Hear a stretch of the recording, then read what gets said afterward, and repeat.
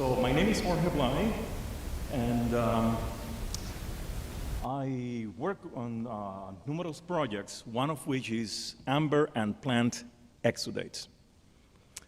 So plant exudates are a set of generally organic chemicals that plants ooze, generally out of their bodies. There are three major kinds of plant exudates. First one, resins. Fossilized resin is amber. Second, phenolics. Third kind, gums. As far as I am aware, neither phenolics nor gums have survived deep time. Now, the original goal of this project was and still is to have a universal library of plant exudates and ambers of the world using nuclear magnetic resonance spectroscopy. And we hope that some of these will be especially useful for the identification of unknown materials as well as those made by humans in the past. Plant exudates and exudates in general are oozed by all cells. In the case of plants, we know that all plants ooze these materials. However, because of the logistics of collecting them, we have concentrated from or on ferns towards the flowering plants. These materials are generally oozed by the above-ground portion of the plant called shoot, but they are also oozed by the below portion of the plant or root. When I go to the field, which generally is botanical gardens where the plants are labeled, that's very nice. I'm just looking for the glistening stuff, you know, the shiny stuff when the light reflects on them or on areas of the plant where there is a cut. That's the easy way to collect them. Plant exudates are the ultimate result of the process of photosynthesis. The technique that we use, which is not the only possible technique that can be used, is nuclear magnetic resonance spectroscopy. Now, this is the absolutely key slide of this presentation. These are my two colleagues of so many years, of Joe Lambert and Yuan Wu.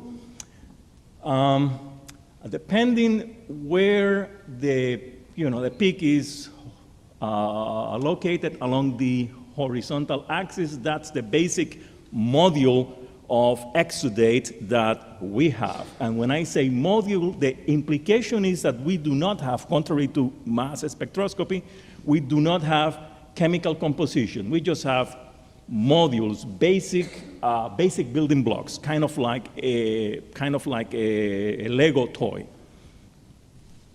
So the basic reasoning is that I collect a sample, I get to have the fun part of this, send it to Joe Lambert, out come the analysis. After we do this many times, one good day we have a question: what is or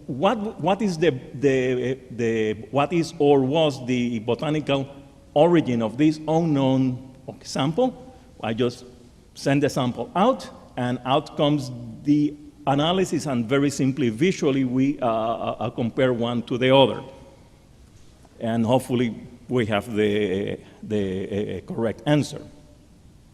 Now, we have been working on this for very many years, and I will just now highlight a few of the major finds. You may remember that I said that there are three basic kinds of plant exudates: resins, gums, and phenolics. If one is a plant oozing a gum, we have not been able to do much in terms of classification. Yet, if one is a resin or a phenolic, we can do more with them. So here is an example of how, within a single plant family, the legume family, we have plants that ooze resins. We know that because there are lots of peaks on the right side of the chart, or others that have gums. We know that because they have these a peak somewhere between 60 and about 90 or so. Others ooze what we have quite recently called phenolics. They have peaks on several on several regions of the horizontal axis, and please note, very little on the right side of the spectrum. Now, what else have we done? We have actually discovered new NMR groups of phenolic exudates, as shown here. We have decided to call those xanthons. Or this very, very common in the Caribbean, Wayax, or balsam.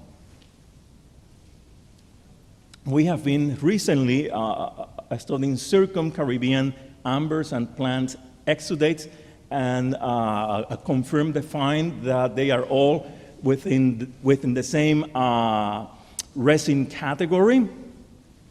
And we have used that information to confirm that pre-Columbian Caribbean inhabitants were making artifacts, maybe for the ears, using these types of materials. Also, there are a gazillion materials that look like amber, and just to give one example, these we have found out to be just petrified woody plants. Thank you very much. The question is whether we are using this data to discover the origin of Dominican amber, and that has been clearly established. It's a legume from the genus Hymanea. Now, what's to me more interesting is that since every Puerto Rican, I am from Puerto Rico, is a baby, we are taught that pre-Columbian inhabitants of Puerto Rico, the so-called Taínos, came island hopping, right? And we have pretty strong evidence that there is an alternative route, which is, directly from what's called the Isthmian region, that is somewhere between Panama or modern-day Panama and Costa Rica. Just, the guys and gals got into a big boat and went all the way directly through the currents. Some archaeological evidence actually support that, and whenever someone finds amber in Puerto Rico, which is, as far as I know, very rare, we at this museum have one of the 2 known samples. I'm always looking for additional evidence that will support that. Thank you. Jorge, why plant ooze? I have to remember the person who gave me this idea, which is my mom. She pointed out that in front of our home there was tree oozing these materials, and yes, I know, but I think that I speak too loud. Can you all hear me okay? Yeah. It's webcast. Very well. Okay, I'll try to modulate, like a good singer. So I collected the samples, baked them, and asked myself the question, could someone be faking amber? So that's how I got into this, being very concerned that very first paper describing a new species of scorpion from the Dominican Republic, which I did with someone else many years ago, by golly, could someone have fooled me? And now we know that there are quite a number of fakes out there. And as usual, what originates as a little project has ballooned into this worldwide search for plant exudates and chemical signatures, et cetera, et cetera. And that's just one of my very many projects. First of all, the only sample I have ever purchased was dried maple syrup at a beautiful botanical garden in central eastern Ohio. As I failed in every single bucket, to find anything, I thought it would be easy, but I failed. So I went to the gift shop and got my sample. I think a part of the answer is that at least here in the USA, there has been a tremendous, weeding out of the botanical sources of food for either ornamental purposes or feeding. There is a great piece of work by a guy who died all too early.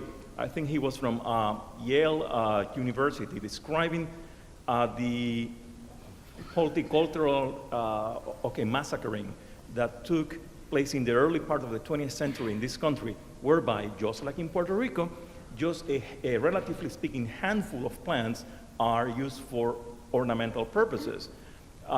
So I suppose that a similar process, a similar weeding out, not because of any malice, but probably because of ignorance and getting used to the same thing, the same has probably happened with maple syrup. I can now think, for example, of agave syrup, which we can, fortunately get in the supermarkets, etc.